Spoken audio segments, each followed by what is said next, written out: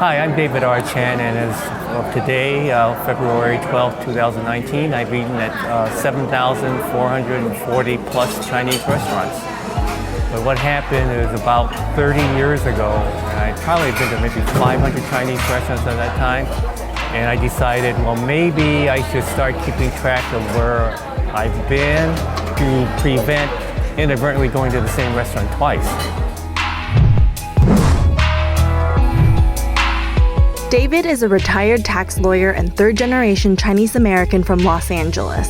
I met him 7 years ago on an online food forum called Chowhound and asked him to meet me for lunch when I noticed he knew an enormous amount about Chinese restaurants in America.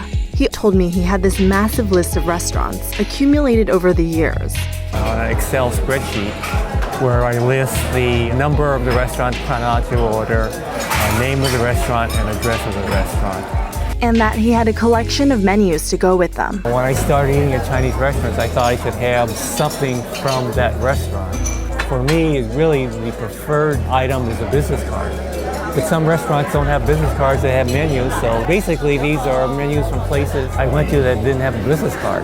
And so I ended up writing an article on him and drew attention to his list. But David's spreadsheet is much more than just a list of Chinese restaurants across the United States. It also sheds light on the evolution of the Chinese food scene in Los Angeles. First time you were here in 92? Yes, it was a really big deal when Ocean Star opened up. Has the crowd changed, or the food, or the atmosphere? Well, when it opened in 1992, I was like the greatest thing since sliced bread. Everybody had their banquet here. It was just something really phenomenal. The list is also a collection of David's memories and his road trips across America. Are any particular numbers special to you? Well, usually I try to make 100 a restaurant that it's unlikely for me to return to. So 100 is Cincinnati, Ohio. I was only in Cincinnati, Ohio for like 2 hours. Yes, it's a special number. Let's see, 1,000. Which is Do you remember? Yeah, it's this fast food place in Niagara Falls. It turns out this is my life history. And for example, once I went, how many times have I been to San Francisco? I go back and count and say, oh, I've been there 93 times. So I used to use the yellow pages just to see what I kind of feel on what I hadn't been to yet. But at some point in time, I got current, which means I'd eaten at every Chinese restaurant that was currently opening. So what I would do is drive the streets. Now, David isn't your typical Chinese food enthusiast. As a child, I hated Chinese food because my parents were U.S. born, so they were highly Americanized. As a matter of fact, for years, the only Chinese food I would eat was soy sauce and rice. And he adheres to a strict diet. My entire adult life has kind of been on a low cholesterol, low sugar diet. And he doesn't know how to use chopsticks. Hi, can I have a fork, please? Just one? Yeah, one fork. Okay, thank you. I like how they thought it was for me. It's just my fingers don't work properly. I have a year-and-a-half-old grandson, and he's got training chopsticks, and he can use them. But I can't even use training chopsticks. So why did he create this enormous list of Chinese restaurants? And in my last semester as an undergraduate at UCLA, they offered the first, what we would call now Asian American Studies. Back then it was called Orientals in America, so you can see how things have changed. I was just totally fascinated by the fact that the Chinese in America had their own history. So really my introduction to Chinese, interest in Chinese food had nothing to do with food. It had to do with ethnic pride and awareness and things like that. While David's spreadsheet includes restaurants from all over the United States, the bulk of them are in Los Angeles County, many of which he's visited within their first year of opening. His obsession has made it perhaps the most comprehensive database of Chinese restaurants in Los Angeles and offers insight into the history of the Chinese American diaspora. For the first 100 years, the Chinese food wasn't that good. It was the food that people from Toisan brought to California. A quick history lesson. The first wave of Chinese immigrants in America came from Toisan, or Taisan, to California fleeing poverty and war. They worked as laborers and because of housing discrimination were forced to settle in urban slums now known as Chinatowns. In 1882, the Chinese Exclusion Act denied them citizenship and prohibited even more immigration from China. With the limited ingredients available to them, they invented rustic comfort food dishes like egg foo young and fried wontons. In 1965, the Immigration and Naturalization Act abolished exclusions previously set against Asian immigrants. In 1972, a realtor named Fred Hsieh began heavily advertising the San Gabriel Valley in Hong Kong and Taiwanese newspapers. He called it the Chinese Beverly Hills. And in came a steady stream of middle to upper class immigrants from Hong Kong and Taiwan who were leaving Asia in droves.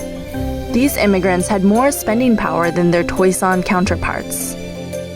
And the San Gabriel Valley, a suburban enclave in Los Angeles County, became home to one of the most robust Chinese food scenes outside of Asia. You had the first authentic Hong Kong-style restaurants come to San Gabriel Valley in the mid-70s, and they kind of gradually, more and more of them opened. In the early 2000s, mainland China became wealthier, bringing in a wave of immigrants to Los Angeles with more refined regional Chinese specialties. So right now we're in Bistro Na. Let's see what number that is. 7,076. So that was a couple years ago, right? Yes, it was a couple years ago. When Bistro Na opened up a little over 2 years ago, it was really the best example of that trend, because here you had, number one, a restaurant chain that was headquartered in mainland China. It's not just offering mainland food, but actually a mainland restaurant chain opening up here, bringing a new style of food. It's imperial Chinese food, which is supposedly the food eaten by the emperor's royal court in China. And at a different price point, a different ambience from what we've been used to. So now in the last 10 years, things have flipped. It's now like everything is mainland. Almost 24 regional cuisines have shown up in the San Gabriel Valley. And Cantonese food has receded. Today in Los Angeles, the diversity of regional Chinese cuisine is astounding. Of the 34 provinces in China, over 21 of them are represented in at least one Chinese restaurant. What's the oldest Chinese restaurant in this plaza? Probably the Samwoo over there may have been there from the opening. So Samwoo's Cantonese Barbecue, which year did they open? Probably the year that this plaza opened, I'm guessing 91 or 92. And then Garage Kitchen. It's a Tianjin breakfast restaurant, right? Or Yeah, have it they? is. It's been there 2 or 3 years. I kind of like to think of this as the epicenter of Chinese restaurants in the San Gabriel Valley, because if you start here and you walk 2 blocks west, you'll find there's another shopping center on the same side of the street. There's 2 shopping centers across the street, and in 2 blocks you will go by shopping centers that probably contain 40 Chinese restaurants. David used to average 200 new Chinese restaurants a year, but after retiring, he's been slowing down.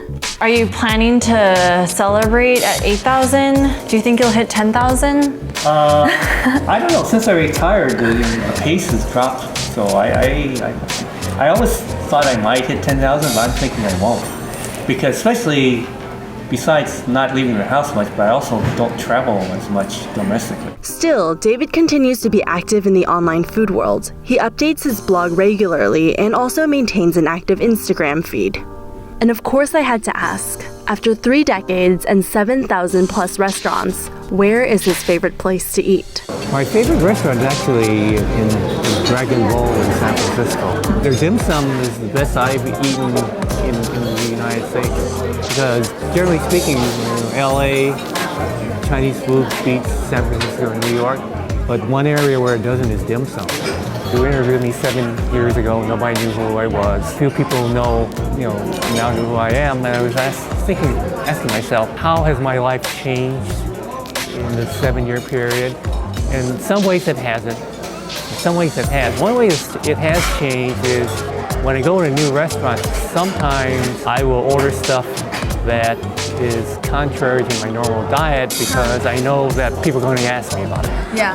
My first thing to look for is something different. Is there something on this menu that I haven't seen anywhere else? For more on delicious food, Check out more of our videos below. And subscribe to Goldthread.